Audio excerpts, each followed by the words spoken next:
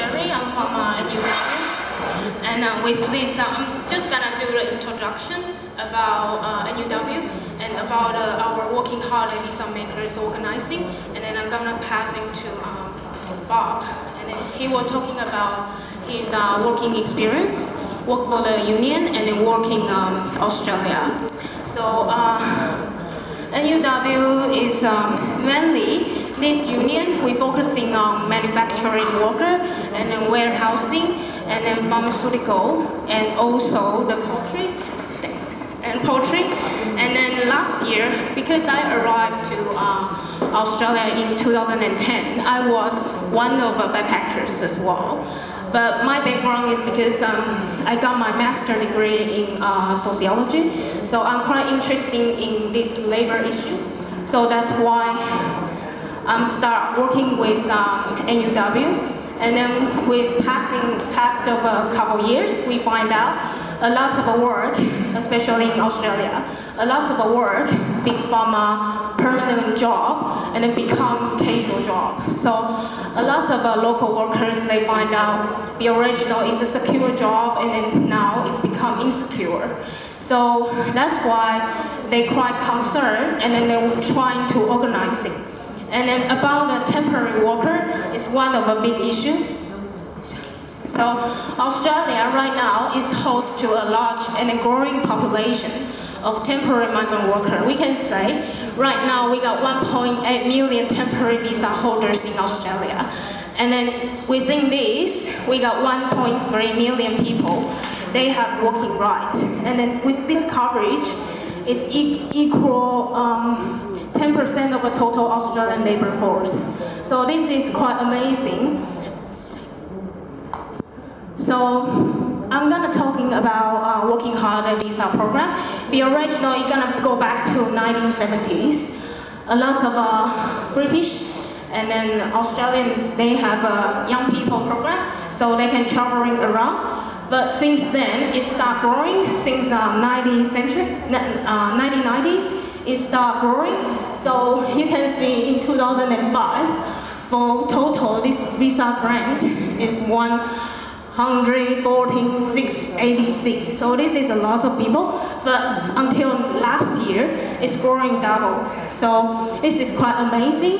And then with this working hard visa, they got two different subclass. It's a 417 and 462. With 417 people, they're gonna work in farm for 3 months. The purpose is they can extend into another year. And then because of lots of these young people, they from the country probably the economic is not so good. So they're wondering if they can come over to Australia, not only experience, but also get some money and go back home. And then I'm one of TY founders. TY is we found in 2013 because a lot of we got like 10 members. And in this group, we try to tell people what's your rights and what's the legal issues here. Because we find out a lot of people are facing a lot of issue and question because it's a foreign country and then they don't know what to do. So we find a lot of them, they're probably working in, with this survey, we done it last year. And with this survey, we got, this is employment numbers. So most of them, they work in the farm or the primary industry. So, and then we find out they got lots of issues, including the low pay. So you see the number is quite high. The injury is happened because lack of training, and then the rest of it is like piece rate, minimum wage, under minimum wage. So the number is quite high. Another issue that we concern is about bullying and sexual assault. So this is quite serious issue. So I'm gonna start talking about his experience in working in NUW and in Australia and Taiwan. Hello, I'm Bob. That's my personal working holiday experience. I've been exploring in the farm when I was working out in Australia. As you see, I got $13 per hour cash in hand, almost 18 working hours per week, and 3D working environment. No holiday pay, no overtime pay, and no superannuation. Okay. This is my longest hour. As you see the whiteboard, that's me. But I start work at 6 a.m. and finish at 4 a.m. 22 hours a day. No dinner and no dinner. No dinner is the other one, PJ. Sorry. I have dinner, but it's very long. Okay. And everyone drive the dangerous operate, and they drive the forklift without high vest, visible vest, and without expert license. That's very dangerous. And everyone work at the hazard working environment. This is Winnie. She was my co-worker in the farm before. She cut her hand and damaged the nerve in the farm. And I joined a union and learned the union value. I know my right and my minimum wage. This was the first time I met the union. And they, NUW, step in and fight for backpacks working right. And they organize almost 200 workers and fix the underpay problem. We got them $14 cash to almost $22 per hour legal rate. Yes, and I received the union training. I got a entry permit from Fair Work. I start to organize the backpacker. Sorry, Bob. I think no one knows what that is. Yeah, can you go back? Just that's very important. Sorry to interrupt. What does an entry permit mean? Entry permit. Okay. Because union has been long exist in Australia, and then we work with Fair Work, and the union got a power in Australia industry. So every union we got a permit. With this permit, we can feel free. Just tell the employer. We say, and we suspect there's something wrong here. The people work a long hour like him, 22 hours a day. So we have the suspect. So we're gonna get in, and then we're trying to organize. We're trying to talk to the workers, see what's wrong. Yeah, and then we're trying to organizing them just in the farm. Yes. Yeah, it's in the workplace. Okay, so I use the permit to organize the backpacks and the migrant workers. We got them almost 100 backpacks. We got them fixed the underpay problem from 15 cash in hand to 22 legal rate. And This is a Bayada case. This case is a poultry farm, and then Bob is amazing. He went to the WA site, and then he successfully organizing, I think, over 50 workers by himself. This is amazing. The first time I organized it.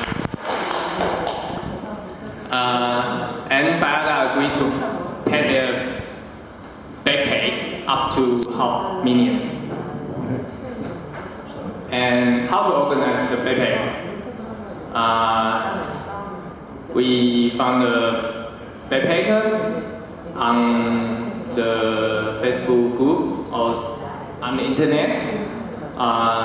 Then we start to visit the backpacks at their house, or with the permit we can go to their work site and educate them, talk about the about their rights and their legal right, and they found the gap is full. And we teach the union value to them, and finally we fix the issue. And that's what I'm doing in Taiwan now. I try to organize the backpacker before they arrive Australia. First, I have to research the labor contractor or the Saudi agency or the famous seminar player of Australia Working Holiday or the famous Facebook group of Australia Working Holiday. And I did some online organizing and online promotion, and I run the seminar in the university and the public place, and cycle up and teach the unit value. Okay. Okay, I'm gonna show you one of the clips. This is Clever, ABC. So last year, this year in May, we worked with ABC Four Corners, which is a very big program in Australia, more than 50 years. And then with this program, they interview and then they travel around Australia. I'm one of them. I'm one of the researchers with them. So we travel around Australia. We interview the backpackers. We try to find out what's their real working conditions. So I'm going to show you the clips.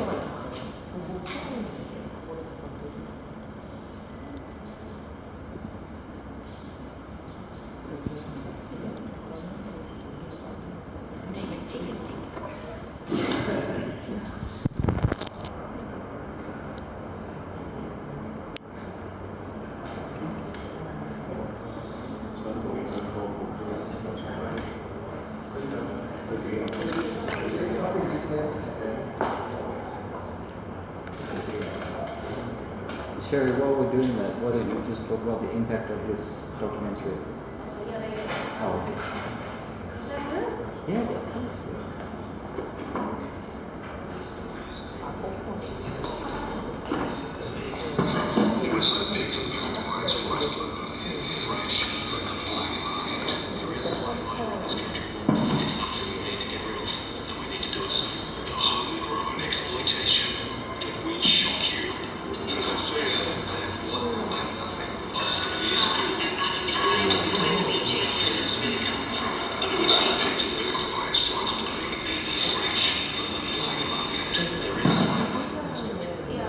Very clear, but the point is they find out a lot of workers and backpackers because they don't know the law, and then they find out they're traveling the farm.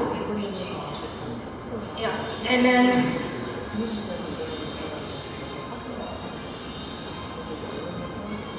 so after this Four Corners program, a lot of people start talking. And then they think it's unfair to treat people like that. I even interviewed one of the workers. He told me he worked 24 hours. Just clock in, clock out at the same time. So it's quite amazing that. But after that, a lot of media, they start talking about this. And then even the senator, they set up an inquiry. And then we start talking about how we're gonna protect these workers, and then how we're gonna let them have a wonderful trip experience come over here. And then this website we set up last week, we want people to talk about their own experience in Australia, and then let us know what happened. And then with this submission, we're gonna submit to the senator because we got this major inquiry coming up. We're gonna legislate the labor hire company in Victoria, and then we really hope this bill's gonna pass it. So you can see a lot of people saying, I was informally employed last 3 months and then only like $15 per hour in Australia. the minimum wage is 21.61. So this is totally illegal. Yeah.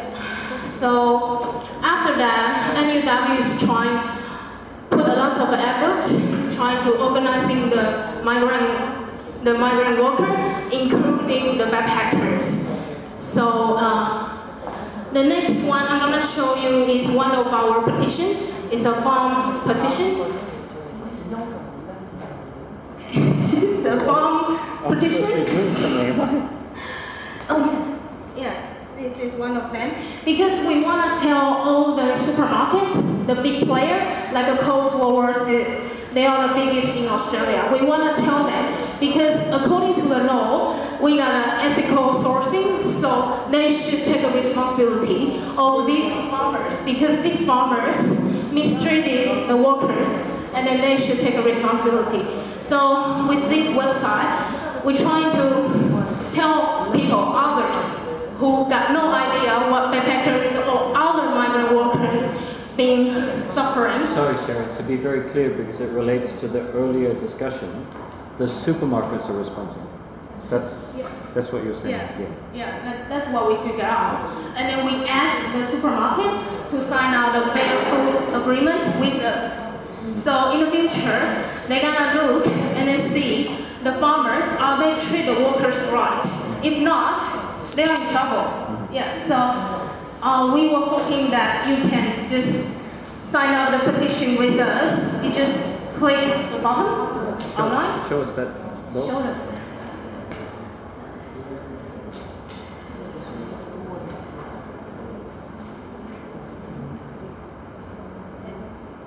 I think I'm running out of time. There it is. Where's sign the petition? Oh, here it is. So you can simply just www.fairfoodaustralia.org and then you can find out this website and then help us Okay, and then help them. and sign the petition. No, let it go now. Show us signing the petition. Yeah. Just do it. Yeah, come on, putting it there. Yeah, Bob. Enzo sign the petition. Yes. I thought they got it. It doesn't matter. People have to see how simple it is. Everyone goes away, they have to do this. Okay, keep going. First name, sorry. Yeah. What about yeah.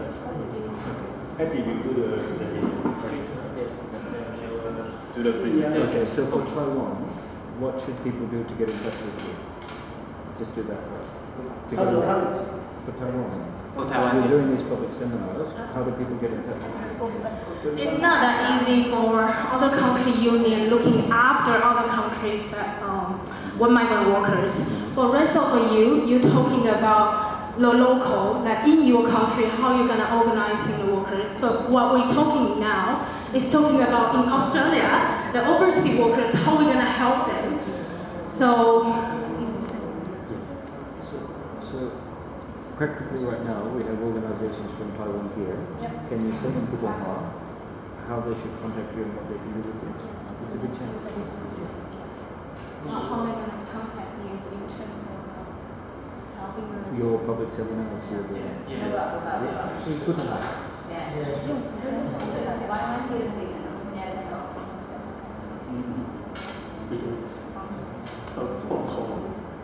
Should I click this one? Should I click no? OK， 这边有台湾的朋友嘛？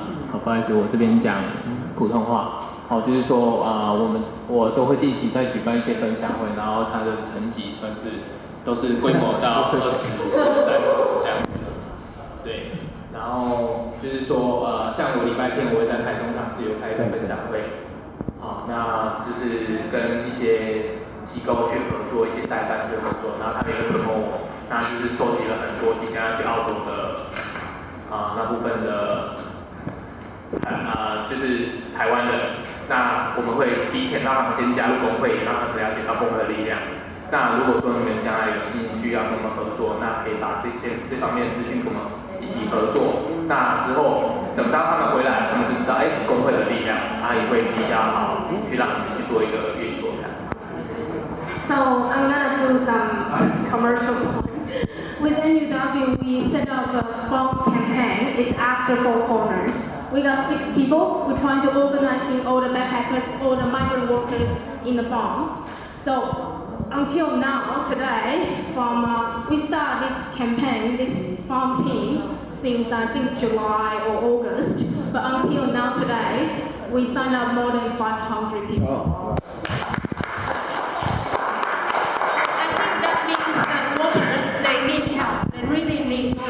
Understand the union value and then they will join up. So, yes. Okay, thanks for